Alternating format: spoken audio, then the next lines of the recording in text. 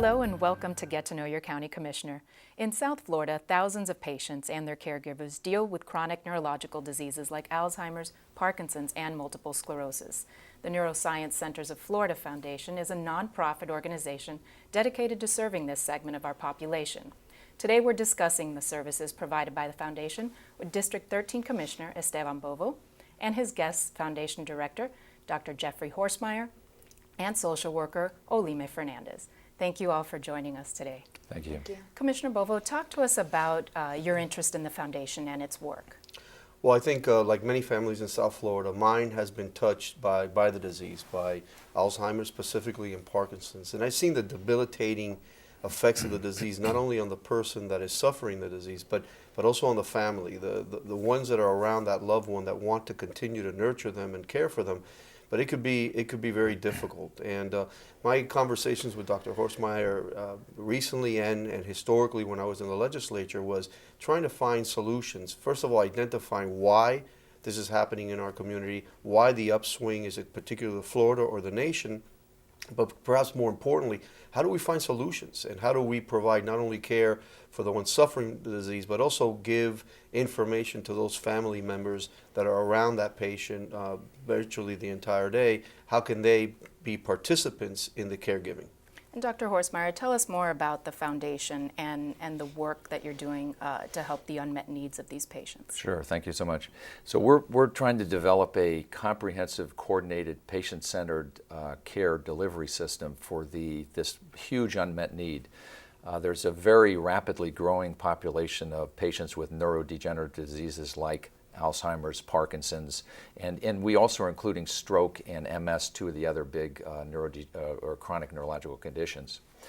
Right now, someone has one of these diseases, they'll come to a doctor's office, such as mine, they'll see the doctor, there'll be a prescription for a brain scan, for labs, for rehab, for pharmacy, all at different locations. And it's a huge burden on the family to be able to have to go either take the patient around to these other facilities or for the patient themselves to take them around, particularly with an MS patient with fatigue and problems with ambulation. So we want to provide all of the services coordinated in one location and to provide more than just the medical services. We want to provide social services, case management, psychological services, navigation, education, imaging, rehab, an outcomes research center we feel is a very important part of it as well to make sure that the services we're delivering are actually impacting the patients the way that we think they are. So we want to take a comprehensive approach, and medical care is more than just the doctor visit. There's at least half of it, and maybe half of it's the doctor visit, but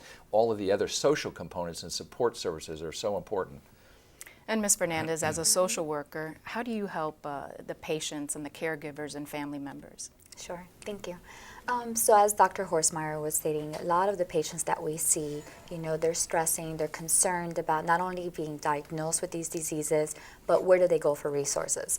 So a lot of my job is to be able to help them alleviate that by letting them know what community resources there are out there in the community, helping them, sign up for insurance or for medication management, as well as the counseling component. I do individual counseling. I meet with the families to go over their concerns, their feelings about what's happening.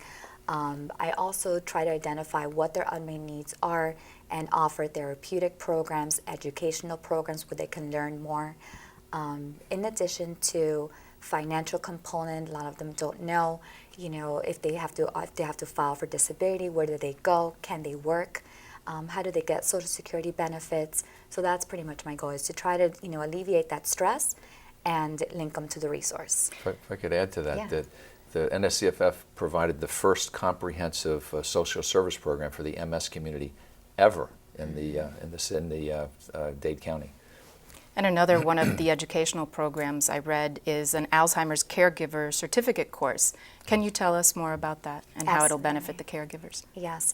So as we know, a lot of the caregivers that are home taking care of, a loved one or someone with Alzheimer's and dementia are individuals that don't have any healthcare background. So what we want to do is be able to offer them the education, the specific knowledge and techniques that are needed to alleviate that stress and make sure that they know that what they're doing is right. So we have actually partnered with Miami-Dade College and are offering a 16-hour course. and it's through the continuing education program. So right now it's being offered 2 consecutive Fridays. It could be done that way, and it's 8 hours per day. Or we're also trying, because we want to make sure that we can get to everyone, we can also offer it 4 times a week for 4 hours each day. The course is basically going to teach them how to feed a patient, how to, stop them from aspirating, or what to do if they're going through aspiration, as well as how to transfer a patient from the bed to a wheelchair, to a chair, how to do range of motion, a lot of that type of education. And what about the caregivers who may not be able to get away from their loved ones or from the patient? What do you offer for them? So for those family members, we are coordinating respite care. We're facilitating that referral to make sure that, yes, that they will have someone at home taking care of their loved one while they're away, learning, about the program. And is there a fee for the program? There is. It's a $95 fee in total for the, for the 16 hours. However, with that as well, we know that, financial difficulties may arise, so we are offering a scholarship to be able to assist in that. Okay. And are there any other educational programs involved?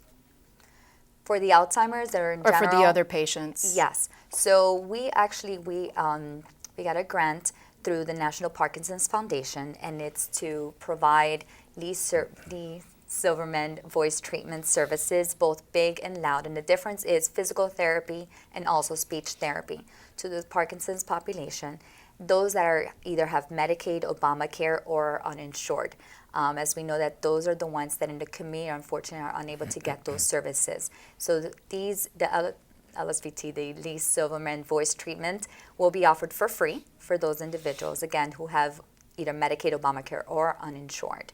And those services will begin this month in August, and will be held at the Borinquen Medical Center. That's located at 3601 Federal Highway.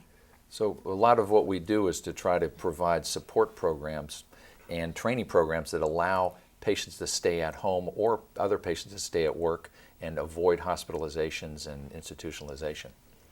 And let's talk about Project Mercy. This Yes. is, the foundation is developing a world-class ambulatory center for these types of patients. And Commissioner Bovo, you co-sponsored legislation that helped provide bond funds to Correct. this program. Tell us more about the Project Mercy. Right. Well, the commission obviously has been deliberating on a lot of different bond issues, and we have our criteria on what is worthy of support. For me, key is obviously job creation, and there's an opportunity here to create jobs with the project. But more importantly here, there's an outreach as far as a medical component. This is, like I said earlier, this is a very critical situation in our community. I've seen personally the family, the strife that it goes through, the difficulty of a family to do simple things like plan a vacation when they have somebody at home that needs a caregiver, and I've seen it. I've seen it happen with my grandmother when she was succumbed to Alzheimer, and I saw the effects it has on us. So as we look at these projects and we decide what is worthy of funding and not, this is one of the projects, and really the only project that I supported of all the projects that I thought was worthy, because it met 2 critical criteria. One, the healthcare component, a critical need in our community, and also the job creator, which is another obviously critical need in our community. And do we know when or where Project Mercy will happen? Yes, so our operational model is to provide all the comprehensive care services ultimately that will keep patients at home and at work and out of the hospital, an ambulatory care environment, which is only partially available right now in our city. And so part of the capital for this project is, a critical part of the capital is the county funding. We also have other partners who are going to contribute to the capital funding. And so I can tell you when we're going to have it when we find out when we're going to receive the grant funding, and be able to give you a much clearer idea of exactly when we would open. And Commissioner Bovo, any final thoughts on this subject? Well, we're going to continue to support the project, and we hope that soon, and understanding that government works at a very deliberate pace on not only this, but on every subject that we deal with. But like I said, I think the wish of the board and the support of the board is there, and hopefully over the next couple of months, all these things will be worked themselves out, and then we could start looking to a target date for shovels in the ground.